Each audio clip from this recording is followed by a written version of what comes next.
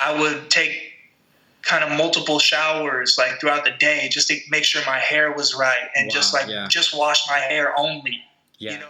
But I'm also trapped because now I can't take this off. Yeah. Like now I have to keep it on.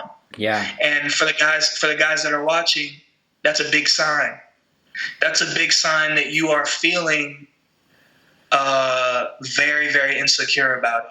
We took a picture, and I didn't really think anything of it at the time. And that was an eye opener. Oh, you know, that was an eyebrow raiser for me, because I really, really noticed my head was kind of, you know, tilted down. Yeah. And I remember it was real sunny too. So my head was down, you know, and I remember just seeing like, whoa, like this is not a good look, really. Yeah. You know, and holding on to my hair and what I had made me very self-conscious. You're right. Now I'm in a place where I flipped that and I've turned it into self-awareness. Yeah, yeah. Because I would never take pictures. Right, in public like that. Yeah, and I would just walk around looking at the floor, and I was doing that for months. You know, but as he's doing it, I can feel weight.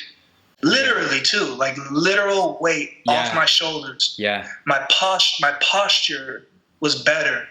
My shoulders were back. Yeah. You know, my back, my spine was straightening. You know, I was able to breathe deeper. Yeah. You know, and I really mean it too.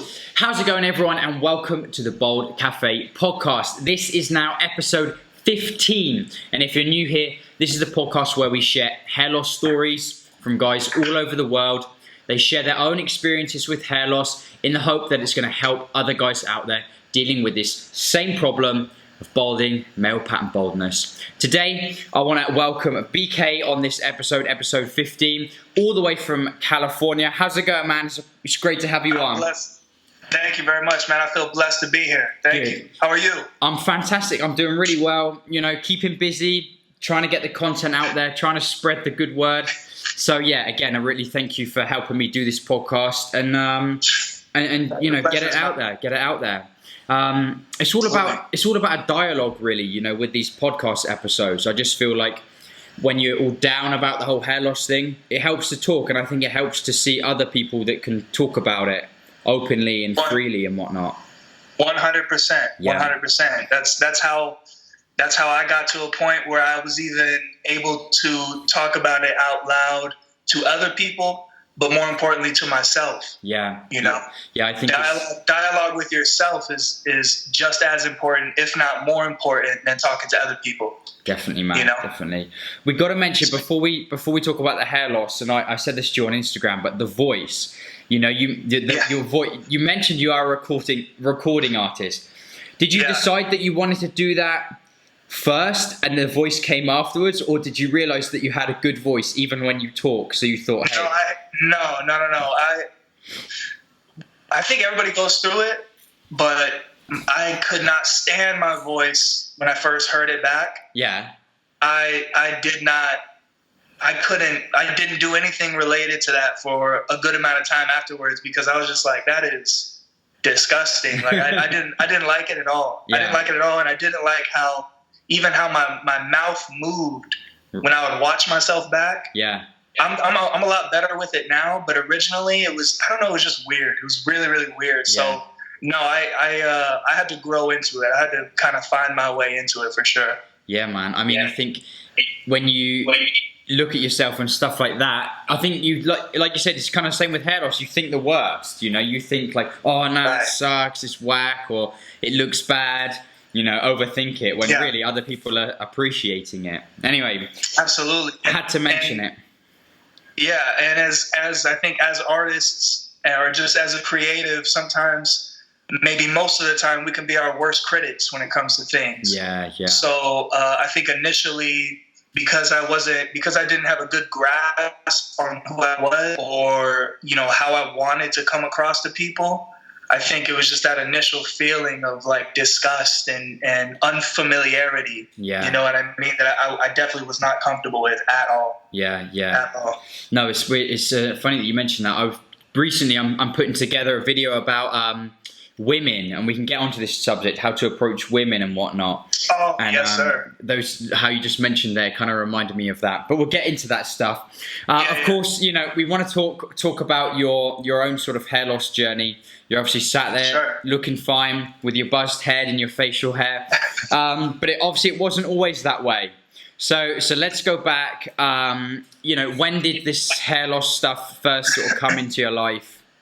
Okay, so first, before I really get into anything, I just have to say real quick that it's kind of tripping me out even being on this right now. Yeah. Because they're literally not even a less than a month ago, I was on YouTube looking at videos just like this. Wow, yeah. And you know what I mean? Going through the whole process and everything and seeing other people's perspectives and everything. So it's tripping me out a bit. But I just had to get that off my chest real quick. Yeah. But so I guess starting off, man, dude, I had like I tell everybody, I had the Justin Bieber before Justin Bieber. I had the bowl cut for the longest time growing up as a kid. And even through middle school, I had the bowl cut, and it was thick, man. It was a thick bowl. You know what I'm saying? Yeah. And I just always had it. You know what it was too, is that I had really, really bad acne. Right. Growing up, very, very bad. And I played sports. I played football, so having a helmet on and everything didn't help it at all. And so I was using my hair to cover up things. Yeah. Even at that young age, because I had it very, very bad on my forehead. And as you can see, I've got a lot of real estate here. So there was a lot of stuff going on there with the acne, and I was using my hair to cover it. So I would never even have my hair back at all. I would never allow it. Right. And it went to kind of extreme sometimes, man. I wouldn't go swimming, or if I did, I made sure my head wasn't going underwater. Wow. And like I said, this is really brand new to me. So a lot of this stuff I'm realizing within, like I said, the last, week or a couple weeks or so. Yeah. Because of the self-reflection that I'm allowed to do now and to have now. Yeah. So I realized it started very, very young as far as, me trying to cover up insecurities with my hair, or just my hair being an insecurity in of itself. Yeah. So I had that. I had the bowl cut for the longest time. And then eventually, the person that I was going to just said, "Hey man, are you ever tired of just having this, all this hair and dealing with this hair?" And, like I said, I was raised in Fresno, California since I was 2 years old. It gets hot, man. Yeah. It gets really, really hot. So it was something that I didn't necessarily want to deal with, but I also didn't want to deal with people seeing what was really going on underneath. Yeah. And, but eventually I did cut it short. And once I cut it short, that was a big relief, I guess. But it also took me a while to adjust to that, and having other people, adjust to that as well. After that, it was, and I've always had the deep widow's peak. I've always had that, but I didn't really notice it. Even in high school, I had a good amount of hair, a good thick amount of hair. Yeah. But in the back of my mind, I guess I sort of subconsciously knew sooner or later I was going to run into trouble, just because of the widow's peak. And also, I've seen photos of my father, my biological father. And, he was one of those guys that he was bald, but he had long hair. Right. Okay. He had, I'm sure, you might be able to relate to that to some degree. Yeah. Yeah. Seeing your story. Yeah. But he didn't quite, he wasn't able to quite pull it off as well as you were doing back in the day. But so I kind of in my mind knew, okay, sooner or later we're gonna have to address this, know. Yeah. But I guess, I didn't really, high school was good, graduated, graduated 2011, did a couple years at a city college here. Didn't really think of it, didn't really pay it any mind. There was an instance, and I'm sorry if I'm rambling. I'm No, just man, kinda, yeah, no, that's good, man. Just go for it. I'm just going to let you go for it. Get the story out for there. sure. Yeah. I didn't really. I remember there was one instance though where I saw myself out of myself, if that makes sense. Right. And it was a situation where I met with one of my artist friends, who's a recording artist as well. And I met with him. I bought his project, and he was wanting to do a lot of promotion on social media. And I think this was actually, it might have been on Facebook, or it might have been early Instagram. And he was like, "Let's take a picture, man. You just got this. I appreciate it." And I was like, "For sure." And we took a picture, and I didn't really think anything of it at the time. And I remember later on that day scrolling through, or whatever, looking through and seeing that picture, and that was an eye opener. Oh, yeah. That was an eyebrow raiser for me, because I really, really noticed my head was kind of, tilted down. Yeah. And I remember it was real sunny too. So my head was down, and I remember just seeing like, whoa, like this is not a good look, really. Yeah. You know what I mean? So that was definitely an instance where that stood out to me in my mind. So, sure. So at that time you had your shorter hair, right? You'd had it cut shorter. Yeah. And what was it like? Short on the sides, longer on top? Like put some product in there? Just kind of like a crew cut or something. Yeah. Short on sides, a little bit of long on top. And I kind of maybe like style it to the side a bit. Right, I know. Yeah. And so then, and you had that for a while, and then you had this picture taken, and that's when you first realized, oh, actually, the whole widow's peak situation, that is a lot more severe than you first thought, right? Right, because you just never. I don't know. It's just like you just catch yourself at a certain angle, and it's like, whoa, I've never even seen that side of me. Yeah, you know what I mean? I think a lot of guys. A lot of guys, similar thing. They see themselves for the first time. I threw up a picture on Instagram. The guy with the man bun, and he said that was the first time for him as well. He saw just how bad it was receding back here for the first time again in a picture. Before we get back to that point, because I think it's really interesting. Obviously, that's the first time you'd sort of realised the hair loss was so severe. But I just want to go back. Then you said, for you now reflecting is the last sort of month or whatever, a time when you can reflect back on those past insecurities. Like you said with the acne. And you were kind of trying to cover that up with the long hair and stuff like that.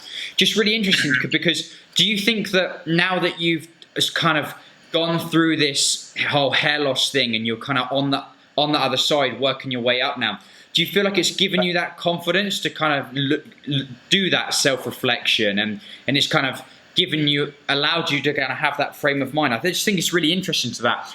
Through conquering one insecurity, you're able to kind of identify others and be kind of, but okay, you're okay with it, right? Right, 100%. The way I would put it was, before, holding on to my hair and what I had made me very self-conscious. You're right. Now I'm in a place where I flipped that and I've turned it into self-awareness. Yeah. And there's a very, very big difference. They sound like sort of similar kind of terms. Yeah. There's a very, very big difference. Yeah. I feel like one is more, kind of judgmental, and one is coming from a standpoint of, what I lack, or, what I'm, I guess just not, what I don't have, focusing on what I don't have. And I guess the other side right now would be, what can I improve on? Yeah. And it just allows me to, just be open and just be 100% myself, even if I want to improve on myself. Yeah, man. But you really can't improve on something until you recognize it. Definitely. For what it is currently. Definitely. Yeah, so 100%. Yeah, I just wanted to touch on that, because I think that's useful for people to hear, because I've seen it, more off. I've seen it many times, and I've had a similar experience myself. Once you go through something like hair loss, or even if it's a different insecurity that you sort of overcome and you get to a point where you're just completely like at peace with it, you know, and you dealt with it, you identified it, you've sort of hit the sort of rock bottom and you've come back up. And then, it really allows, it's a whole different way of thinking, you know, it just adds so much clarity. And like you said, you can start to think not focus on things you don't have. You can start to focus on things that you are good at or you can improve in. And that's, one of the powerful things that comes from this whole hair loss stuff that I try to, you know, get it out there for people. Harry, what's crazy is that, you know, getting ready and preparing, you know, for this interview and being on your channel, and I've seen previous videos where, you know, guys had the before and after picture. Yeah. I realized, and like I said, I think 90% of this is subconscious. Yeah. I think it's it's a very subconscious thing. But I wouldn't even, you know, I was looking for a before picture, and I realized, wow, I didn't even allow myself that option. Yeah. I don't have any before pictures because I would never take pictures. Right. In public like that. Yeah. And it's something that I don't think I was like very, very much aware of, but subconsciously, like I said, you know, it was just something that I wasn't doing and I wasn't allowing to do. And I was missing out on a lot of experiences. I was missing out on a lot of opportunities because in the back of my mind, I think I always had that insecurity, you know, at the forefront, really. Yeah. So it's a trip, man. Like I said, it's a real trip. It's crazy how it can control you, like you said, stuff like that. You know, the subconscious thinking the worst and stuff like that. Just how much you at the time you don't even catch yourself doing these things. No. You know, it almost becomes part of your normal daily life. Right. And then when you do catch yourself doing it, or like you said, when you look back and you think, damn, I didn't even take a picture or anything like that. And that's when you think, God, like that's when you realize just how much it was affecting you, you know? It's so crazy. I always mention the thing where naturally I'm not like a shy person. So even walking down the street, I don't have a problem making eye contact with people and things like that. But during that whole hair loss thing, it just flipped completely. And I would just walk around looking at the floor. And I was doing that for months. And then I just had a bit of downtime, or maybe I was feeling good that day. And I caught myself doing it. Like there'd be, I don't know, some woman walking down the street or anyone. And I realized like, damn, like I'm not even acknowledging people anymore because I was just thinking like, oh, they're going to see my hair. Or, you know, or it's crazy. I'm sorry. Yeah. I didn't mean to cut you off, but what that sounds like to me is, you know, that's basically you not allowing yourself to acknowledge others because you are afraid to acknowledge yourself. Yeah, definitely. And I know speaking, you know, from me and from my perspective, that's exactly what it was. Yeah. And I had very similar experiences where the eye contact, I realized was a huge thing because, and this is, you know, if there's guys watching and, you know, really what it comes down to is, you know, like you said in one of your videos that really stuck with me, you said, you know, losing hair is fine. And that's, you know, there's plenty of guys that lose their hair, but it doesn't necessarily affect them in these kind of ways. Or maybe it does, but they're not showing it. You know, who knows? But they're handling it very, very well. Yeah. But you know, your channel and what you're doing is really, you know, for the people that are going through that and are going through that very natural process, because that's what it is, and they are feeling not as confident, not as comfortable with the whole process. And so, you know, a telltale sign for that, for me at least, was I'd be talking to someone and it was almost like I was forcing them in some kind of weird telepathic way where I would be thinking, when I'm looking at them, I'd be thinking, don't look up top, don't look up top. Yeah. And their eyes would automatically go straight up top. Wow, yeah. And as soon as that would happen, the conversation, anything that we were talking about would lose the flow would be off. Yeah. I would be off. You know what I mean? Because then it's like, oh, wow, you know, it just throws you really, really off your game. Definitely. Like you said, no matter who you're talking to, whether it's a girl, whether it's a mentor, a friend, a family member, it doesn't matter. Yeah. You know what I mean? It doesn't discriminate, No. you know? And I guess, you know, obviously when you're supposed to be there in the moment having the conversation, but if all you can think about is, I hope they're not looking at my hair, or, you know, or you're worried, maybe they're not even looking, like you said, but you're worried about it. And because you're almost, you bring it to the table, right? You bring the problem, you make the problem like known, and then, maybe they are going to look at it like that, you know, or realize somehow, like you say, telepathically or whatever. I don't know how it works. It's like you're projecting it. Definitely, you're giving off that sort of energy, and so you can't live like that, and you can't interact with people like that. It's just no way to go on. I mean, let's go back. So you've taken this picture, right, and you've realized, damn, like that hair loss is a lot worse than I thought it was. You know, where'd you go from there? You said, you know, you were on YouTube, and obviously it went online. Was it then when you started to sort of worry about the hair loss a lot? So I let time go on, and you know, I at that time, and this is okay. So that particular situation was maybe, I'd say 2013, 2014, something like that. Yeah. And so I just let time go on. I wasn't anywhere near being conscious or being aware or really accepting it to the point of doing anything about it or even talking about it openly. It was my secret. Right. But it wasn't a secret. Yeah. But I felt like it was. I felt like I had to keep it that way. And so, you know, but time goes on and hair falls out, and, you know, you start to notice it going back and further and further back. You know, you start to see a lot more hair actually falling out, whether it's the shower or laying down in the bed on the pillow. Like, wow, you know, or you just run your hand through your hair, and, you know, you got a little a glove, a little hair glove on your hand or something, you know. Yeah.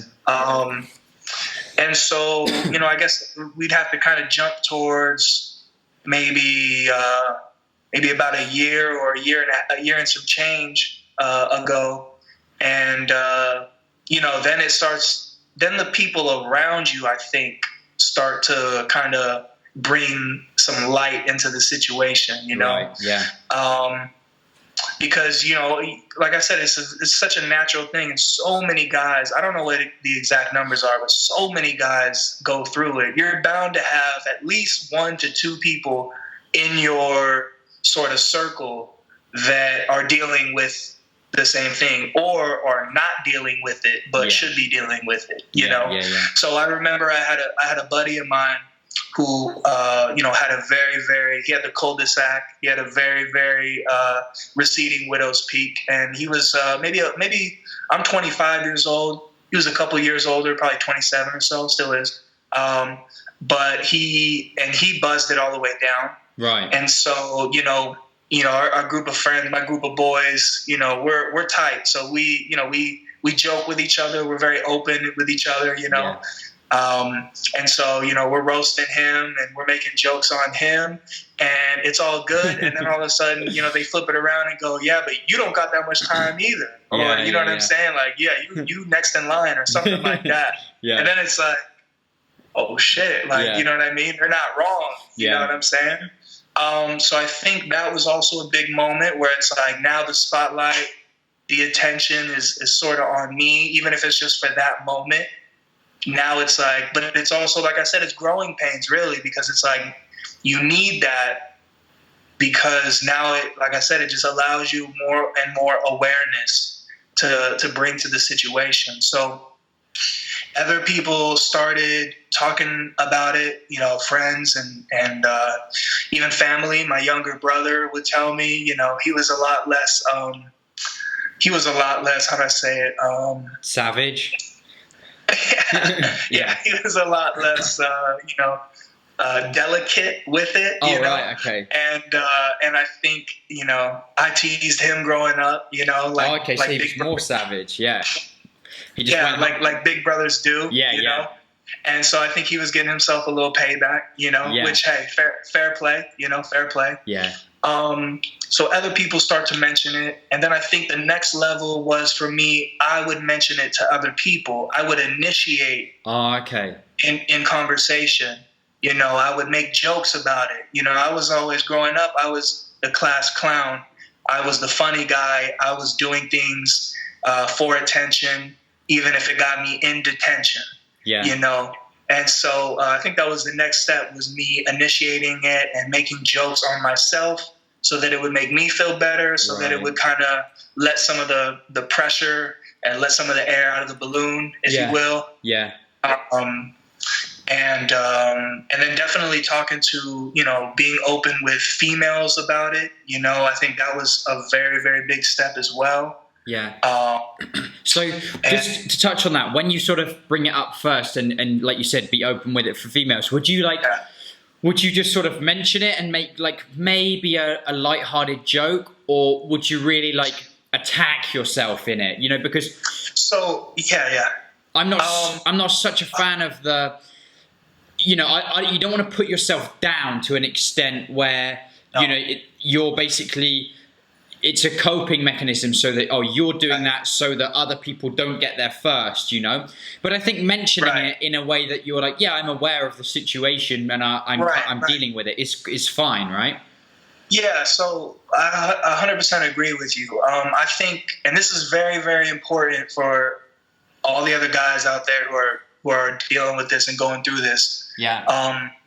You have to keep in mind that when you're dealing with females and you're dealing with the opposite sex, they don't think the same as we do as men. They do not look at things the same like we do as men. So meaning when I say that, I say that to say like they're not as superficial. They're not as physically, you know, attached, you know, to certain things and certain qualities. They can be deeper than that. So I think it's important because for the longest time, I would always approach it with the mindset of a guy, but thinking as the girl, like, oh, what is she going to think? And what is all that?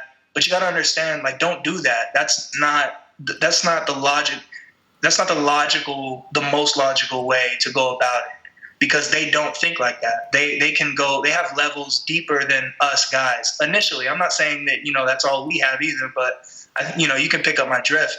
But I think it's important. You don't want to, there's a fine line, there's a balance between bringing awareness to it and making like you said, a lighthearted joke of it and keep the conversation moving. Yeah. And making her feel comfortable, like in that moment, like, oh wow, he's self-aware, he's confident. Yeah. And I guess the negative side, the darker side of that would be putting yourself down, and you know, it's almost like a cry for help. It's almost like, oh, please make me feel better. Yeah. And there's nothing that'll turn off a girl more and dry her up more than you know, begging for reassurance or anything like that. Like, guys, gentlemen, that's not the move. That's not the way to go about it. You know? So what I would do I'll give you an example. So I'd be talking to a girl and I'd bring it up early in the conversation, more times than not, just to get it out of the way, just to, you know, address it, get it out of here, keep the conversation moving, you know, keep it flowing. So I would address it early and say something like, oh yeah, your friend James? Yeah, no, I know him. We go way back. We go way back like my hairline. You know, it's crazy. I knew him in elementary school, and, you know, he was a good dude back then. And you know what I mean? Just something that, like, you know, she hears it. You said it clearly. You said it confidently. Yeah. You know, you don't whisper it. No. You know, you're not hiding from it. Yeah, you're not hiding from it, but you're also not like self-loathing in it either. Yeah. Right. I'm really excited then because yesterday, and it might be the video that goes up before this podcast episode, but I recorded a video how to meet women, right? How to meet women as a bold man. I mean, obviously we know the answer straight off the bat. You meet women as a bold man the same way you would as a man with hair. But I talk in the video, I talk about this whole thing of, like you said, self-awareness. And being sure of yourself, not full of yourself, but you're sure of yourself and your intentions. I like that. And I mentioned the same thing where I said there's nothing more unattractive than a guy who but you won't like me because I'm bald, or you won't like me because I'm overweight, or girls aren't really into that. So that is just, there's nothing more. That's literally the most unattractive thing you can do, because women, they want someone. It's true, they want someone that's going to be able to help them get to the next level, or help them live the life that they want. And if you haven't got your stuff together, then that's not going to help them get their stuff together, So you've got to be, like you said, self-aware. You've got to be sure of yourself. And I also think it's important to keep in mind that, women are always going to, that's their gift. That's their, feminine quality is that whatever energy you give them, they're going to take that and they're going to multiply that.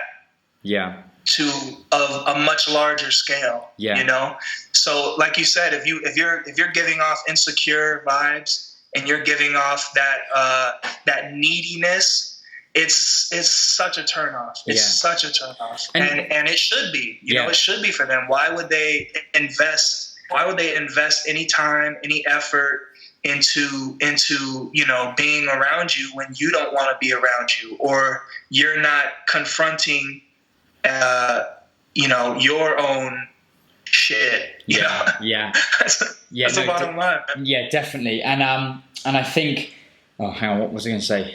I had a good point there. 1 second. I can always I can edit this bit out. That's all right. I was thinking because they need someone, like I said, who's going to help them get them to the next level. But that's what you should see that really as a motivator to become self-aware, to better yourself, because you have to offer in a partner. You have to offer them something, right? You have to like I said, whether it's you're really career driven or you're healthy, or you have to be working on yourself to build yourself up. But the whole thing with women and finding someone you can be in a relationship with, that should be a motivator for you, And I mean, I know this woman topic is the first video on my channel about it. I know it's going to open up a huge can of worms, because all on the internet now you've got all this stuff about red pill and black pill, and I don't know how much you know about, and the Chads and the Stacys, and like when I was researching for this video, my mind was blown. All this stuff about it's so much. Yeah, being an incel, and I'm short, so I may as well just give up. And anyway, that's topics for a whole nother time, really. But, Real quick. Let me add something towards the end of that, because I think it's very important for guys to also keep in mind when you are. So I'm a single guy myself, right? I'm playing the game on easy, so to speak. I think it's important for guys to keep in mind and really understand that when you are approaching a girl, a woman, a young lady, whatever your goal should, let me see how I can word this. You don't want her to feel indifferent, right?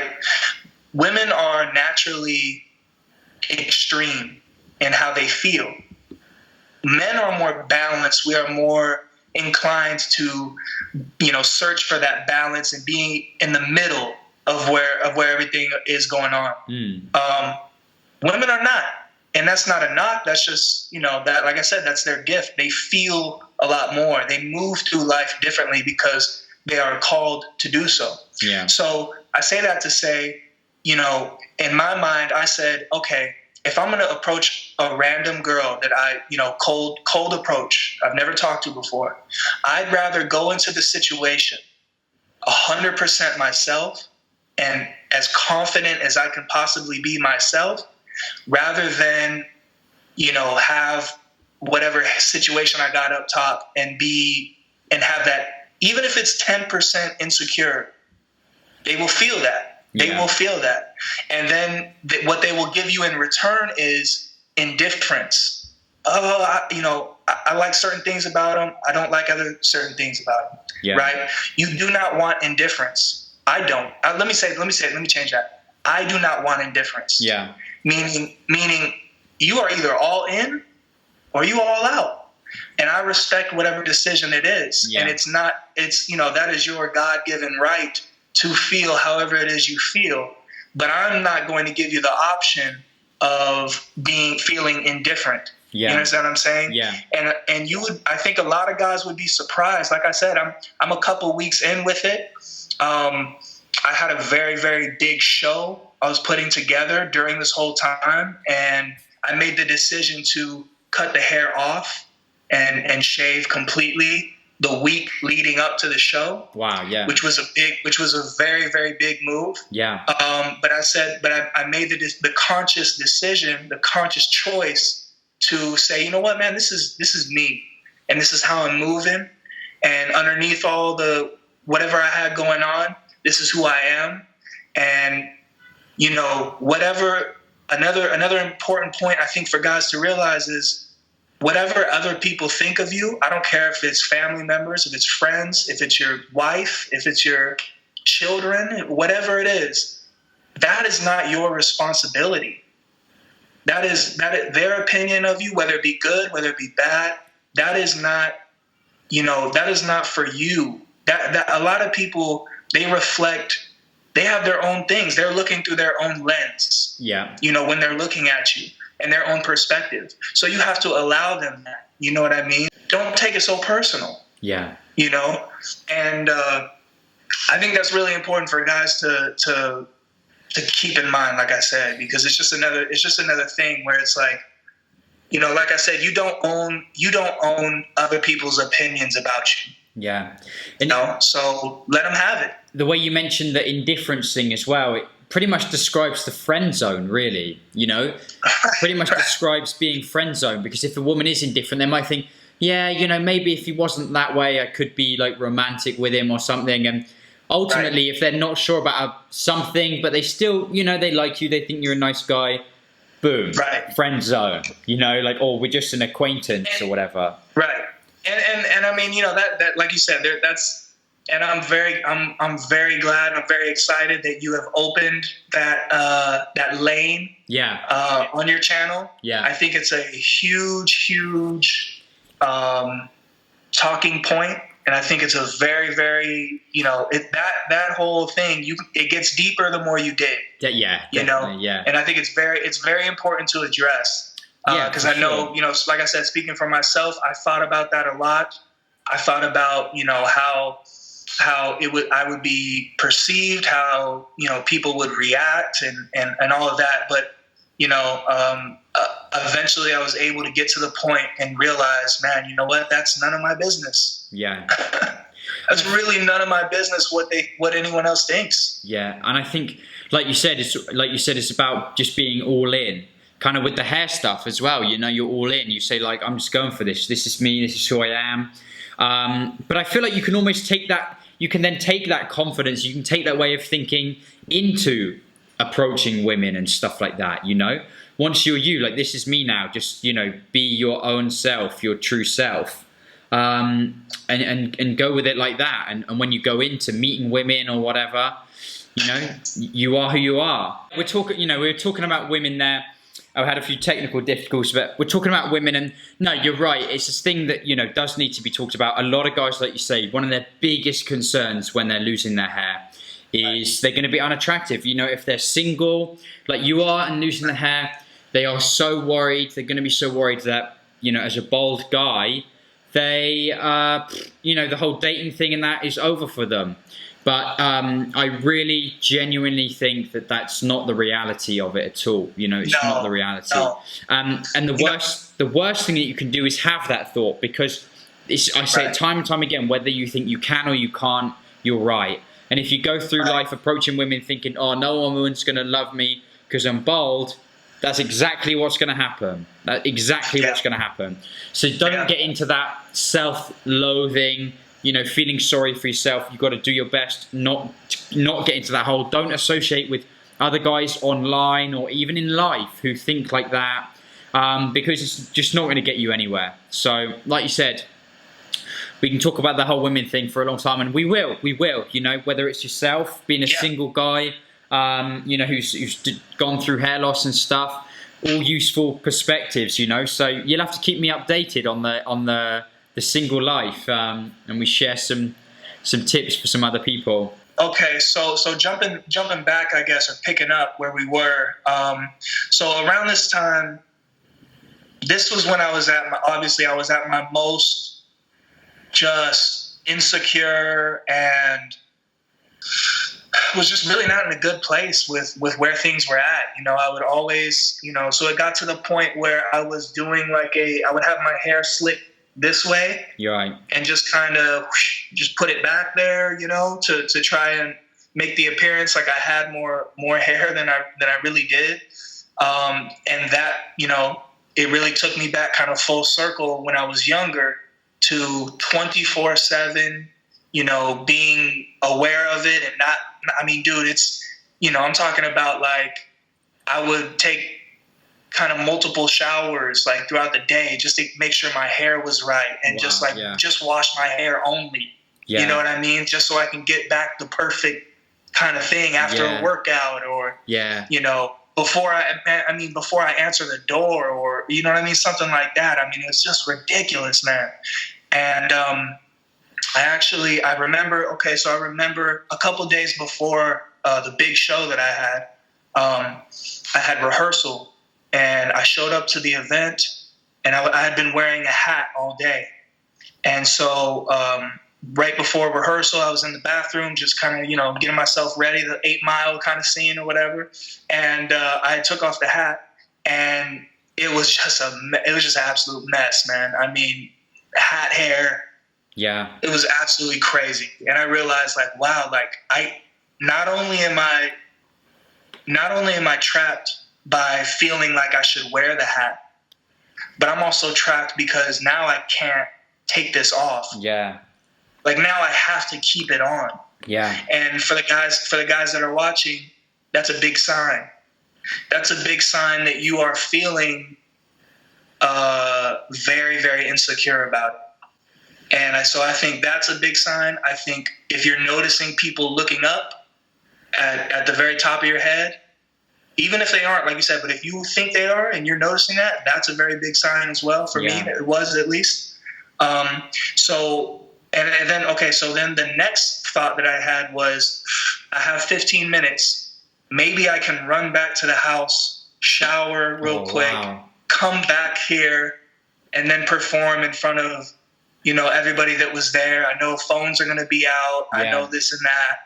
And then I caught myself, and I said, I remember looking in the mirror, and I had that moment where I was like, bro, what are we doing here? Yeah. What are you thinking about right now? That's absurd. Yeah. That's absurd. And have that self-awareness, and I had that moment where I was like, listen, man, something's got to give. Something's already given.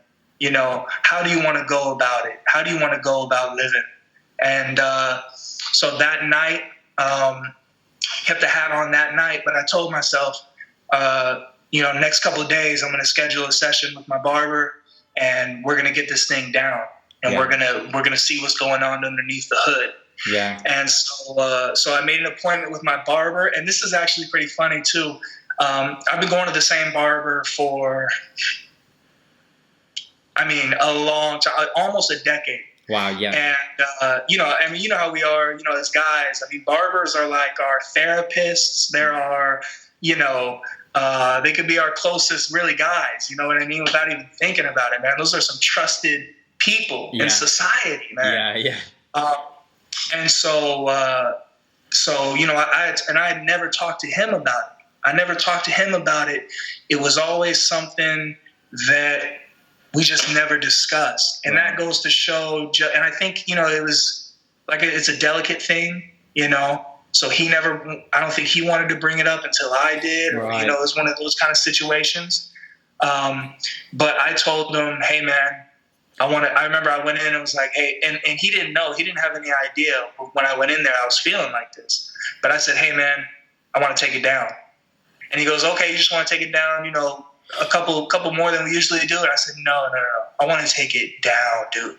I'm tired of it. I want to move differently. I want to feel differently. And honestly, he was more shook up than I was at the time. Yeah. Honestly, he was like, are you sure, man? Like, you know, all right, man. You know, if you want to, but like, how short do you want to go? This and that. And so what ended up happening was that day I went in there and I wanted to get to that point where it was just completely clean. I wanted to. For whatever reason, I just couldn't bring myself to getting there. Right, yeah. And I was worried about, and I was very concerned with the head shape and just, you know, what I was going to look like overall, you know what I mean? And so what we ended up doing was, you know, he would go down. I think I started off with like a 5 on top and like 2 on the sides, which is kind of normally what I do. And then we went like lower and lower, and we just kind of started going lower and lower. And then it got to a point where I think we had like a number 2 all around. Right. And so he was like, hey man, you know, we go any lower, it's like, we can't really, you know, we can't really do anything else, you know? And so we got to a number 2 all around, and it looked so much worse. Oh yeah. So much worse because, you know, my widow's peak was highlighted at this point. Yeah. You know, and it just looked bad, man. It just looked bad. But I think I was still trying to trick myself a little bit. You know what I mean? And I actually ended up leaving the shop that day because I just couldn't bring myself to doing it. So, you know, for the other guys out there, man, it's natural. It's okay to feel, you know, like you're not fully able to take it there in one time. You know, like that's a big step, man. You're letting go of a lot. You know, give yourself a break. You know, be understandable with yourself. Yeah. You know what I mean? But I remember I left the shop that day. As soon as I got home for the next couple of hours, man, I just did not feel good about it whatsoever. Yeah. Whatsoever. Didn't feel good at all. Kind of was, you know, regretting, like, man, you should have just went for it. You know what I mean? I'll keep it clean, but you know what I'm saying? I know what you mean, yeah. And so immediately I text him. I text my barber and I said, hey man, it was a little later on that night. And I said, hey man, you know, I know I was just in the shop a couple hours ago, but I want to take it all the way down. I want to shave. I want to shave it up. And it was so funny, man. My barber is such a character, dude, and I love this guy, man. But he goes, the next text that he sent me, he goes, sleep on it, bro. Yeah. He goes, sleep on it, bro. He's like, not saying it's gonna look bad, you know, it'll look good, but just sleep on it. Text me in the morning if you want to do it. We'll do it. And it was so funny, man. I was laughing so hard, but in my mind, I already knew I'm gonna wake up and I'm gonna feel the exact same way. You know, I just knew it. Yeah. And so woke up the next morning, felt the same way. Texted him, said, "Hey, man, let's do it. What do you have open ASAP, man? Let's go." Yeah. And he said, "Come on in. Let's go. Let's do it." I went there. He was still kind of shook up about it, man. He was still like, "Are you sure?" He was waiting for like a couple minutes, and I had to like grab his hand, like, "Yo, come on, man, I'm gonna do it myself." Yeah. Like, you know, but he kind of had to give me that initial pass. And then he just went for it. He had to knight me. He had to put the sword on me, so to speak. Yeah. And so he did it, and as he's doing it, you know, I'm kind of like, "All right, here we go," you know. But as he's doing it, I can feel weight. Literally too, like literal weight off my shoulders. Yeah. My posture was better. My shoulders were back. Yeah. You know, my back, my spine was straightening. You know, I was able to breathe deeper. Yeah. You know, and I really mean it too. And it's funny because he goes, man, a lot of guys they're worried about the head shape, and he goes, he goes, they should be, rightfully so, because a lot of guys got that old beat up Cadillac head. Yeah. You know what I mean? He was like a lot of dents and a lot of grooves. And that's something that I was very, very concerned about, because you just don't know. You don't know what you don't know, And, I was asking earlier in the day, I'm asking my mom, like, hey, how many times did you say you dropped me, as a baby, because I'm about ready to find out here in a little bit, But, as we got on, as we got closer, he really started to take it down. He goes, man, you got a good head shape, man. Like, I think you're going to pull it off, dude. Yeah. And he goes, you got that smooth Porsche. You know what I'm saying? And so that was really, really, that was good to hear. You know what I mean? And as I was looking more into the mirror and seeing things, I said, man, you know what? I kind of do. I kind of do. And I kind of like the way it looks, man. It looks real clean.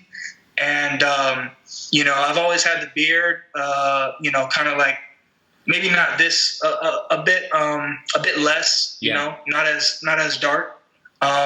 But he cleaned that up. And as soon as he finished, man, I just said, wow, like this is it. This is it. And this is really what I've been waiting for. And, we made jokes. That's the thing, like I said, man, humor is a really, really wonderful tool. And it's really, really, it can be used to your benefit and to the people around you if you allow it to be. So we're cracking jokes and having fun with it, man, because you have to at a certain point. Definitely, you got to have fun with it. Definitely. And so after that, man, I leave the shop and I take a little video of it and send it to my brother. And I go, hey, do your worst, man. Yeah. Do your worst. Like, go ahead. I just stood there as a man should, just wide open, vulnerable, but like I said, with great posture and just like, hey man, go ahead and give it to me, man, because confidence. I've already tortured myself enough. Definitely, and now you're it's different. You're different now. You're confident in yourself. You're sure of yourself. Yeah, I was just saying, I didn't really think that I could get more confident because I'm a Leo, so I'm just naturally just out there, and you know what I mean. But it really does take things to a whole new level. And it was really, really interesting. It's been very interesting seeing other people's reactions to it. Yeah. That's something that, I'm a people watcher by nature. I love to people watch and see what's going on and see how people think and why they think the way they think. And it really, the first initial reactions I had work. And there's actually a guy who I told him about your channel at work. Yeah. Because he's going through the same thing. He's got long hair, but he's going at the top, and he's got something going on in the middle as well. And he's always at work talking about it. And I've been there where other people have mentioned it, and you can feel the uncomfortableness. Yeah. And I remember telling him as well before I went in, I said, man, you know what? I think I'm just going to shave it, dude. I think I'm just going to shave it. And he said, man, yeah. He said, just go for it, man. Yeah. And so, I told him about your channel as soon as I went back. And, a lot of people initially were shocked. And a lot of people were initially, their reaction was eyebrows raised. Yeah. But, I think it's important for guys to remember that, like, you have to allow people to feel how they feel. Yeah. Because it is a big, it's a drastic difference. Yeah. You look a lot different. It's drastic, man. Yeah. So many people go through life and they don't change themselves. Yeah. So when someone else does, it's a big jump. It's a very, very big jump. And I think it's important to allow people that, like I said, allow people that opinion, but also understand that, like, that's also their insecurities, though. Yeah. Because they realize, like, man, I don't know if I can. It puts a mirror towards them in a very, kind of weird way. Yeah. Where it's like they think, oh wow, I don't know if I'd be able to make a move like that or be honest with myself that much. Definitely, yeah. It's almost like your turn now. You're like, yeah, I've dealt with my shit. So you'll go. You have a try. Definitely. Right. Yeah. And what I also realized was that a lot of people, I told people at work, like I said, initial reactions were like, "Oh my God, like what did you do? Like what did you do to your hair?" Yeah. And I just was honest with them. I just, but like I said, I throw a joke in there every now and again, like, "Oh man, I left it at home this morning. I was in a rush," or you know what I mean? Yeah. But otherwise, after that, I would tell them, I was thinning at the top. My hairline was receding, and I just felt like being a bit more free and being a bit more me, myself. And their reaction, I would say probably about 60 to 70% of people that I've said that to have said, "Wow, I didn't even notice." Right. Yeah. I didn't even notice. And you can tell, like, I'm a bullshitter myself, so I can recognize when people are bullshitting, like I said. Yeah. And it's coming from a place of honesty, and it's coming from a place of like, wow, like I didn't even notice, but good for you. Yeah. But good for you. Yeah. And that was very revealing to me, because I'm over here thinking, how could you not? Every single person has to notice this. They have to be thinking about this as much as I am, because why wouldn't they be? Yeah. And that's really just yourself trying to justify that, when really that's really not the case, man. It's so much of yourself building it up in your head, building and building and building it up to a point where something drastic happens. But I took that as I'd rather be a bit too early than a bit too late. Definitely. You know what I mean? Yeah. And I felt like when I had a 2 all around and it was a bit longer, I felt like I looked like the guy that was trying to hold on to something that wasn't even there anymore. Yeah. And I could not allow myself to be that guy, you know? So I took it down. Coworkers had their opinions. The majority of it was positive. Friends, close friends, the majority, like I said, a big shock, and we had our jokes, and we cracked those. Yeah. The majority of it was actually positive afterwards. Like I said, afterwards you'd be like, "Man, but you know what? It doesn't look bad." Yeah. A lot of it was like, "Good on you, man." That's awesome, man. That's so. And and the big show that I was putting on was later that week, and the way that kind of turned out, it was it was kind of like I almost had a reunion. It's so funny the way life works, man. When you are willing to lean in to life and really, like I said, as a man, be vulnerable and be open and be honest, the universe will reward you. Yeah. It just will, man. It honestly will. And you might not know how that's going to come about, but it will come about and it will come around. At my show, I had pretty much an elementary school reunion. Oh wow! I had a middle school reunion and I had a high school reunion. Yeah. Because there was just pockets of people that showed up and supported from different levels of my life. Yeah. And like I said, it's the same thing. An initial reaction was a bit shocked. But also, too, and this might help out some other guys, too, that are maybe in the situation I was. I posted on my social media before I really went out for the show. A couple of days earlier, I posted on my Instagram, which is Book of BK, shameless plug, Book of BK on Instagram. I'll put it in the description, yeah. But I posted a picture on there where it was just, I forget exactly what it was, but it was like something about like reincarnated or something like that. Because that's honestly how you felt. Harry, that's how I feel, man. Yeah. Really do feel like, and I think that's what life is all about, really. I mean, that's a deeper conversation that, but really it's about, can you reincarnate while you're still here? That's really what, that's a heavy line right there. But if you break that down and you really digest that, that's what life is, really. And this was a really, really big level, I felt like, for that, because now it's like, man, I'm so you can't buy this freedom.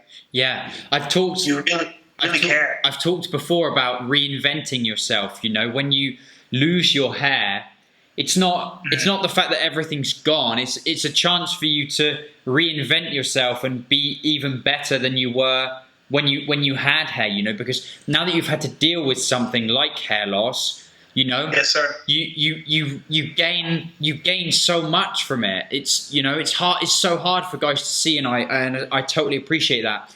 When you're down in the dumps and you're going through all those struggles, it seems impossible that anything good can come from hair loss, right. You know? But right. once you go through the process and you get to the point where we're at now, you really can reflect and see, like, damn, it really is just such a good opportunity for you to reinvent yourself and be even better than you were before, you know? I mean, I forgot to mention just then,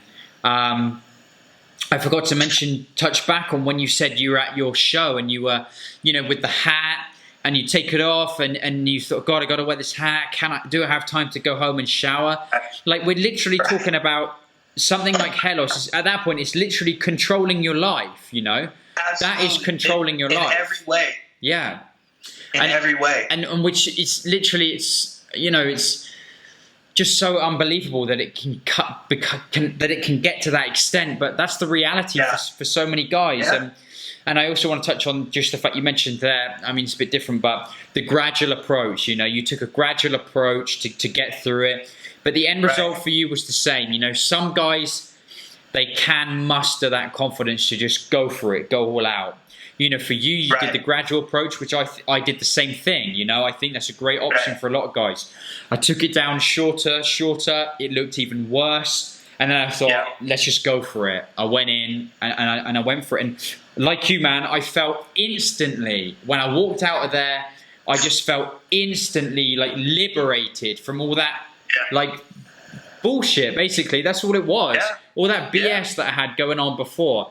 And just instant relief, you know, and it's the same for so many guys. And that's why, you know, doing Bald Cafe, doing these podcasts, talking about it, it's so important, you know, and it's so helpful for so many people. And you know, I wanted to touch on that too, because, man, you're doing God's work, bro, honestly. Thank you. Because this is why, though. This is why. You've tapped into a market. You've tapped into, that sounds kind of cold. You've tapped into a majority of people in the opposite way than people have previously. Yeah. Because infomercials, advertisements, products have really tapped into the insecurities and to the negative and the darker, the shadow side of the reality of the situation. Yeah. And you have very bravely, very honestly stepped in and approached it from the opposite side. And I personally haven't really seen a company, a brand, a person for that matter, really step up and really, you know, carry that load and really say, man, no, that old mentality, we're not doing that anymore. Yeah. This is what it is, and this is the truth. And here's the thing, man, it's medicine. Honestly, man, it's medicine. Now, does medicine taste good? No, medicine does not always taste good, but it's good for you. And it's going to make you feel good. Yes. And a lot of the other, you know, the previous people that I've mentioned, they were giving juice. It was all juice. Yeah. It was no medicine. It was all juice. And what you do is you give a healthy, very healthy dose of medicine and a little bit of juice. Yeah. A little sip of juice afterwards, just to get that taste out of it. Yeah. So you feel a bit better. You can go on, you know. You can go on about your day and about your life, man. So, you know, like I really want to commend you, man. I really want to thank you and let you know that you're doing a really, really, really, really big thing. And I know you know that, but I also don't think you quite know yet. And that's good. Thank you. And that's good. Yeah, no, I really appreciate that, man. You know, it means a lot because, you know, it all started by sharing my own story, and because I'd never thought about I didn't ever consider that I wanted to make it a business somehow, or like you said, have a brand. I didn't think about any of that stuff. All I did initially talk about my own experience. And before I even started Bold Cafe, one second, my thing stopped again. I'm just going to see if I can start it one more time. Okay. We'll keep it raw. We'll finish on the Skype. We're all good. Okay. We're finished on the card. No, man, it all started. I was filming another YouTube video, right, about this app, and there was this app where you could it was directed at men who could take a picture of themselves and kind of fix their flaws, like a Photoshop app, like give yourself some abs or give yourself some facial hair or give yourself some hair. And I saw an advert for it where there was a bald guy and he was like putting some fake hair on or whatever in this app, and dude, it infuriated me, and I couldn't believe that this sort of thing would exist. And I was talking about this app, and then I just went for it, and I started talking about my own hair loss, right? And I was like, you don't need that stuff, and blah blah blah. And the feedback I got from it was just fantastic. There were guys out there, that kind of said like, oh wow, like it's nice to see someone talking about this stuff, and it all went from there. And yeah, as it's kind of gone on, and I've spoken to more and more people, and like people have said similar things, and then I thought, wow, you know what? Like I really should dedicate myself to this. Right. And like you said, yeah, it's not through, a lot of other companies out there, and I haven't so much done so many videos, but I will do in the past. Companies that they rebrand these hair loss treatments like the Propecia and the Minoxidil, and they basically get those drugs and they rebrand it as this kind of cool, it's really easy to do, like everyone should do it for guys, like, oh, don't kind of reflect on yourself and think about like where the real issue is. Just take this pill and forget about it, and you can keep onto your hair and live life normally. Well, it just doesn't work like that. It just doesn't work like that. They're selling, they're selling a false promise. And it's exactly what it is. A false promise. They're selling dreams. Exactly. Yeah. They're selling dreams, essentially. The juice, it's exactly like the juice. I love that analogy. Yeah. And I don't want, and I go in soft. I don't attack people or anything, because I accept that for some guys they need to go through that road. But ultimately, we all kind of end up at the same place, sooner or later. Whether it's 5 years, whether it's 20 years, eventually you will realize, damn, like, why was I worried about, the way I look so much, or my hair, or why was I so worried about how other people think about me? Like, because no one's scrutinizing you except for yourself, Right. And I'm just here to kind of, talk about it and let people hopefully softly let people realize themselves, oh yeah, this dude's right. What am I worried about? Like, let's just go for it. Let's just get on and live my best life without worrying about my hair, And now, man, I really appreciate you saying that. It makes me feel like, need to keep doing this, and keep speaking to more people. And I hope, I've got big plans. I hope to do, maybe some kind of tour or something. I'd love to do an event, Imagine an event where we had, all the guys who have been on the podcast, maybe even some other people from I don't know, even bigger spheres, like some celebrities or something who have done the whole hair loss thing.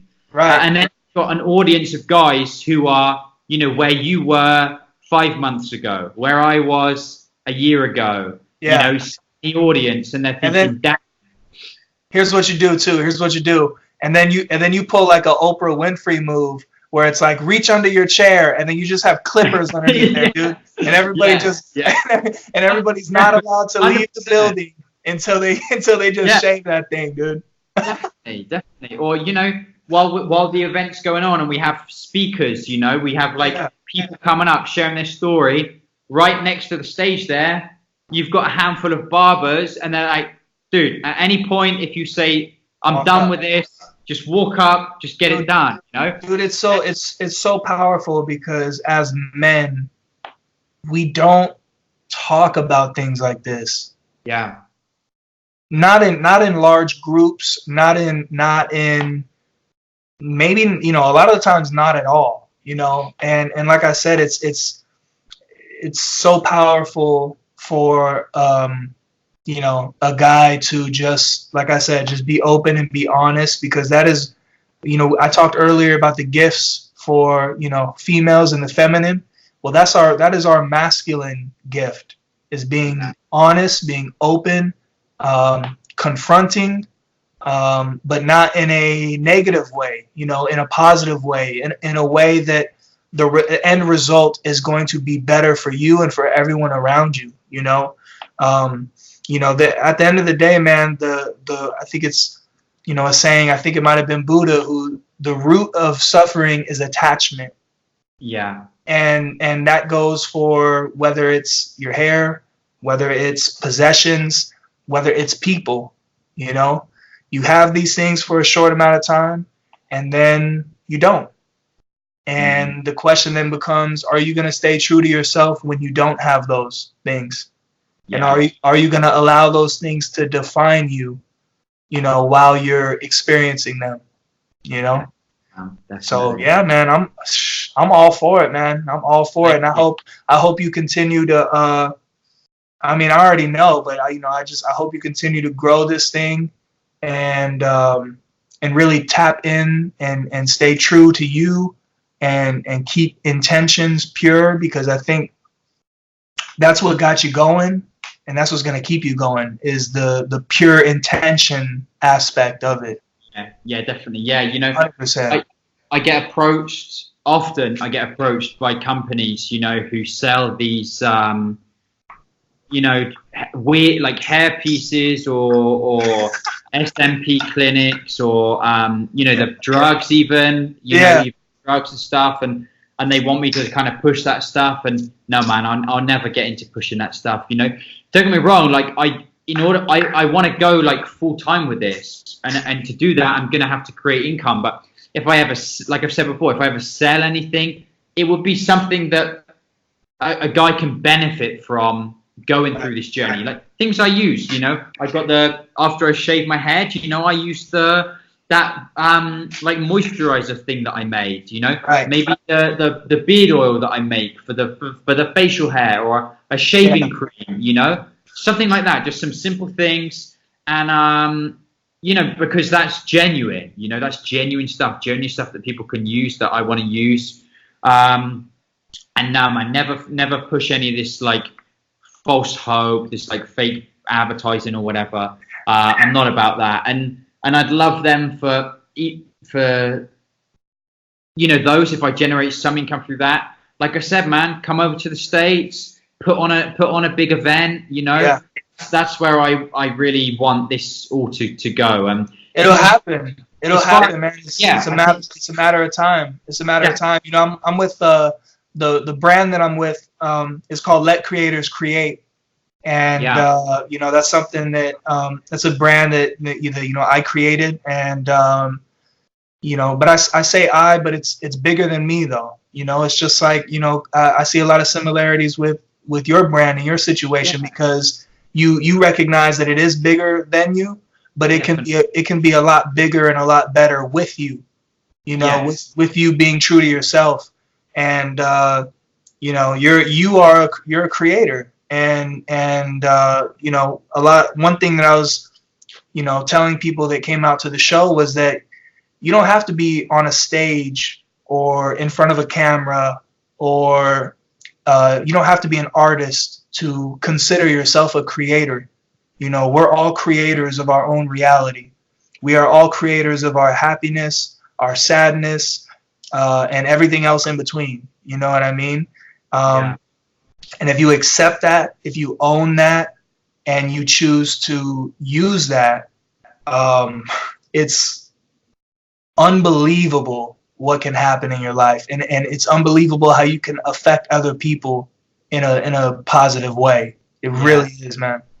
I guess we've got some similarities in that respect, because that's probably the most powerful and the most rewarding thing of doing all this, is just helping people, helping people realize, like, live their best life or whatever, and just a simple thing, like, you saying then, or a simple message I get of someone saying, like, thanks, man, like, really love your stuff.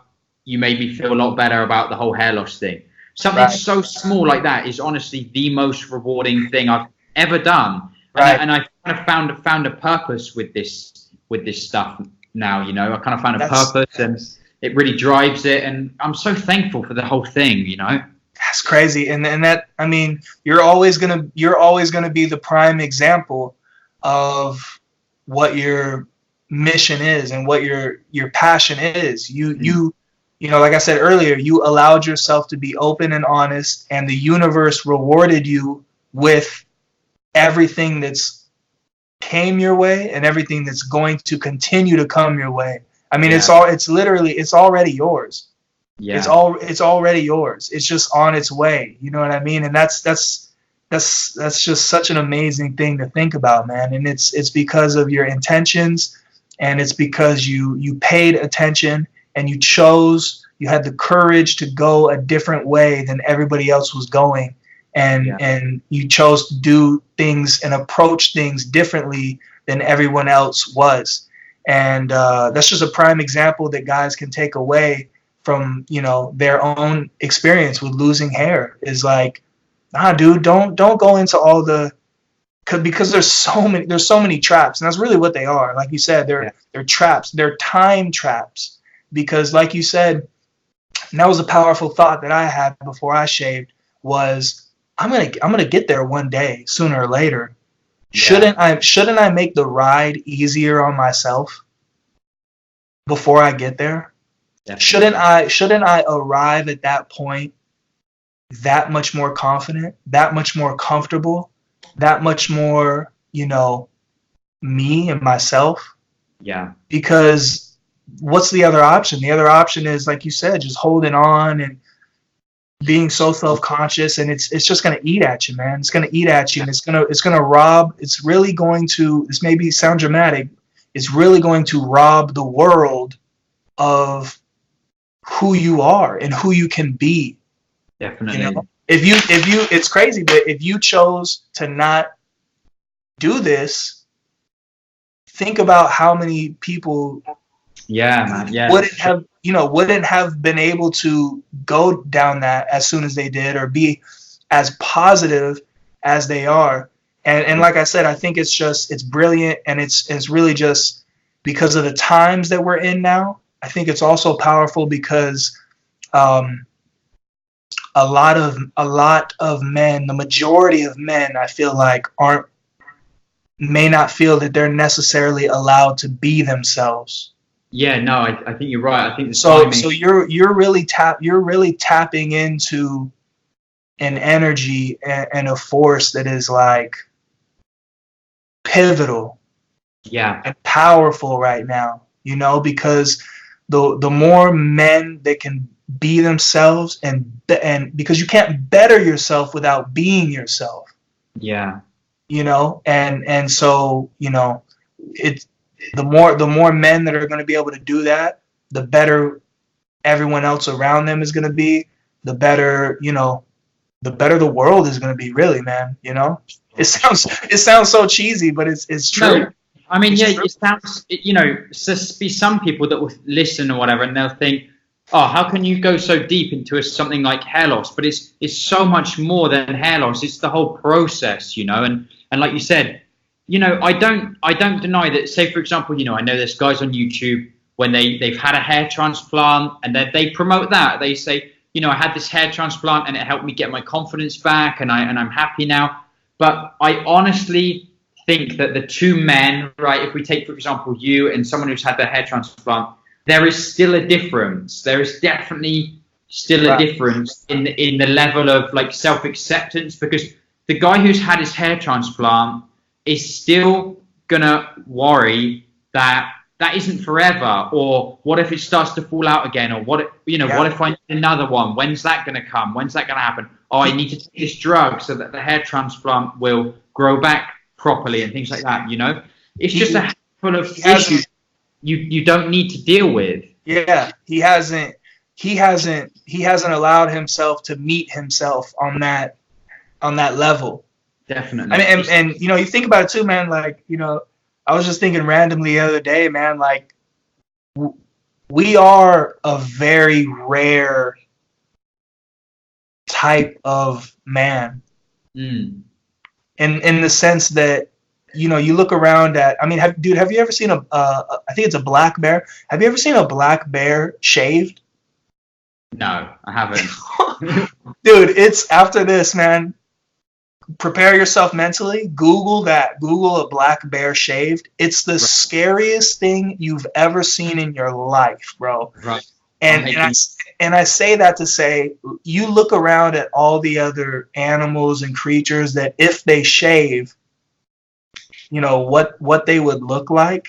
It's absolutely terrifying. It's crazy. So just think about that, and think about if you can do that, and even if you don't, whatever, however you look, whatever, even if you just look okay, or even, you know, whatever it is, like, that's crazy, dude. That's really crazy that you can not have anything up here or whatever, and like a lot of the times, most of the times, look better for it. Yeah. It's absolutely wild, man. It's absolutely wild. And listen, and here's the thing, like, I don't want to make it sound like it's all, you know, sunshine and Skittles and shit. Like, I'm worried, honestly, now I'm worried about taking my beard off. Yeah. You know what I mean? Like, dude, I'm worried about that, you know, but it's not the same level of not having the hair. No. You know, it's not at that point, and it's not at that level. And I honestly know that I could take it all down to zero. And I don't just mean, you know, the hair, I mean just in life in general. I can take it all down to zero, and I can still build, and I can still be who I am, and I can allow others to be themselves as well, because I've been there. I've allowed myself to be there, you know, and that's just the reality of it. That's just what it is, man. You know. Awesome. Powerful stuff, man. This has been a really, really great episode. I'm so glad I could give you a chance, you know, to just get it out there. And share your story, especially, you know, it's a great perspective coming from yourself being young, you know, and it being relatively fresh and a new experience for you. And so, yes, likewise, man, I just want to thank you for coming on and sharing your story. I really hope people, you know, listen to this episode and hear what we're saying, because I think we talked about a lot of great stuff in this episode. And, we did, and you know, it may have been a bit random or a bit, you know, a bit jumbled or whatnot, but that's a reality, and that's just the realness, and that's the rawness, and that's what's missing, man. People need that. Men, we need that. We need to be able to be our real rawest self. And you know, I think. Just you know, I can't help it, man. I think on deep levels, and one thing that, you know, if I was to define a man, if someone was to ask me, you know, what's the definition of a man? I think that I would say that a man is whatever he needs to be, whenever he needs to be it. Yeah. So, you know, if people could take anything away from this, and if they stayed here long enough, and if they watched this long enough, then they can take that little piece of gold with them and move with it, man. But that's what it is, man. And man, I appreciate you, Harry. I appreciate and I'm just putting this together now too. Your name is Harry. Yeah. That's funny, man. That's funny. I'm sorry. But yeah, man, I appreciate you. I appreciate you being yourself. I appreciate you, your channel, and just everything you got going on, man. Many more blessings your way, man. Thank you. You know, we'll stay in touch. Again, of course, you know, thanks for being on. We'll stay in touch. I really hope that I will get myself over to the States sooner rather than later. I've been to California before, so that will 100% be on my list. Because I think it's a fantastic place. And stay in touch, man. We'll link up again, and you know, maybe even I've done 2 podcasts in a row now, really fantastic episodes, and so some part of me sees this becoming bigger, you know, talking about more topics, like you said, like the whole thing of like men in society. And there's potential for that, you know. So I look forward to speaking to you again. And like I said, if anyone's still listening to the podcast this far, I hope you got some good stuff from this episode. It's a pleasure as always. Anyone listening over on, Spotify or over on iTunes and watching on the YouTube, of course. Thank you for listening. Thank you for watching. And we will see you in the next episode. Absolutely. Absolutely, man. Peace. One love, everybody. Be good.